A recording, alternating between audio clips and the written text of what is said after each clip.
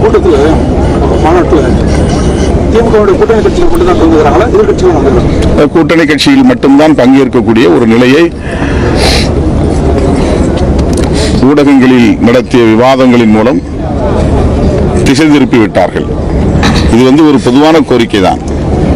ஆனால் இதை அரசியல் கோரிக்கையாக மாற்றி கூட்டணி அரசியல் என்கிற நிலைக்கு தள்ளி கூட்டணியை சார்ந்த தலைவர்கள் மட்டுமே பங்கேற்கக்கூடிய ஒரு நிலையை எமது கொள்கை பகைவர்கள் உருவாக்கிவிட்டார்கள்.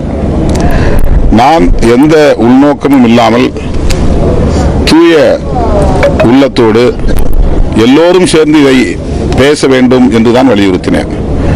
நேரடியாக மாநாட்டில் வந்துதான் பேச வேண்டும் என்று இல்லை. இந்த கருத்தை அனைத்து கட்சியினரும், இந்த மாநாட்டில் எல்லா கட்சியினரும், கட்சியை சார்ந்த தொண்டர்கள் யாவரும், பெண்கள் யாவரும் பங்கேற்கலாம் என்பதுதான் எங்களுடைய கோரிக்கை, எங்களுடைய பார்வை. ஏனென்றால் இது அனைவருக்குமான ஒரு கோரிக்கை. இது ஒரு கட்சிக்கான கோரிக்கை அல்ல, இது ஒரு கூட்டணிக்கான செயல் திட்டம் அல்ல. மனித வளத்தை பாதுகாக்க வேண்டும் என்கிற தொலைநோக்கு பார்வையுடன் கூடிய ஒரு கோரிக்கை. ஆனால் நாங்கள் ஏதோ கூட்டணி கணக்கு போட்டு அதை செய்கிறோம், இதை செய்கிறோம், இப்படி திட்டம் போடுகிறோம், அப்படி திட்டம் போடுகிறோம் என்று விவாதத்தை மடைமாற்றி விட்டதன் அடிப்படையில் இன்றைக்கு எங்கள் கூட்டணி கட்சிகளை சார்ந்தவர்கள் மட்டுமே பங்கேற்கிற ஒரு சூழல் உருவாகி இருக்கிறது. மதுவிலக்கு சாத்தியமா சார்? தமிழ் 2016 எல்லா கட்சிகளும் தேர்தல் வாக்குறுதிகள் இது சாத்தியமா சாத்தியம் இல்லையா என்பதல்ல. மனித வளம் பாழாவதை நாம் வேடிக்கை பார்க்க போகிறோமா? விதவைகளின் எண்ணிக்கை பெருகுவதை நாம் கண்டும் காணாமல் இருக்க போகிறோமா?